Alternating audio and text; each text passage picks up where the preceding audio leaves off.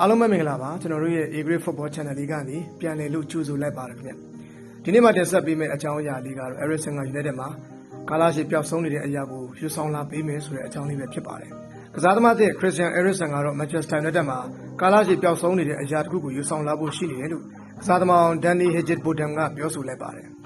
Old Trafford မှာကစားခဲ့တဲ့ Rio Vallecano နဲ့ပွဲစဉ်အတွင်း Eriksen ရဲ့ဆွမ်းဆောင်ရည်ကိုကြည့်လို့အခုလိုသုံးသပ်ပြောဆိုလိုက်တာလည်းဖြစ်ပါတယ်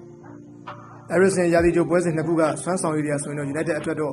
မျှော်လင့်ချက်ရောင်ကြီးတွေပဲဖြစ်ပါတယ်။အသင်းရဲ့ကစားကွက်ကိုအကျိုးရှိရှိအခြေဆက်ကစားနိုင်မှုအကူအညီပေးခဲ့တယ်လို့တိကျတဲ့ပေးပို့မှုတွေလည်းပြုလုပ်နိုင်ခဲ့ပါတယ်။သူ့ရဲ့တေဂန်မော့ဆွမ်းဆောင်ရည်တွေကိုလည်းမြင်တွေ့ခဲ့ရပါတယ်။ Atletico နဲ့ပွဲစဉ်မှာသူ့ရဲ့ထောင်းကန်မော့ပေးပို့မှုကနေ Harry Maguire အပိုင်ခေါင်းတိုက်ခွင့်ရခဲ့ပါတယ်။ Hidegbotham ကတော့ Eriksen ဟာ United အတွက်ကြီးကြီးမားမားအပေါင်းလက္ခဏာဆောင်တဲ့ခေါ်ယူမှုဖြစ်တယ်လို့အသင်းနဲ့အံဝင်လိမ့်မယ်လို့သူ့ရဲ့ social media ကနေတစ်ဆင့်ထုတ်ဖော်ပြောဆိုခဲ့ပါတယ်။ Eriksen က Man United အတွက်ကြီးကြီးမားမားအပေါင်းလက္ခဏာဆောင်တဲ့အရာပါ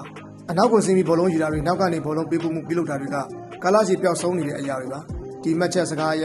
နောက်ကိုဆင်းပြီးဘောလုံးပိုင်ဆိုင်မှုရယူလေးရှိတဲ့ Eriksen ရဲ့ဆွမ်းဆောင်ရည်ကြောင့်သူက Bruno ကိုအစားထိုးဖို့တသက်မဟုတ်ဘဲနဲ့ပေါ်တူဂီကွင်းလယ်လူနဲ့လည်းတွဲဘက်ကစားနိုင်တယ်ဆိုတာဖော်ပြနေပါတယ်ဟုတ်ကဲ့ပါအချောင်းအရာလေးကတော့ဒီလောက်ပါပဲခင်ဗျနှစ်သက်သဘောကျတယ်ဆိုတော့ကျွန်တော်တို့ရဲ့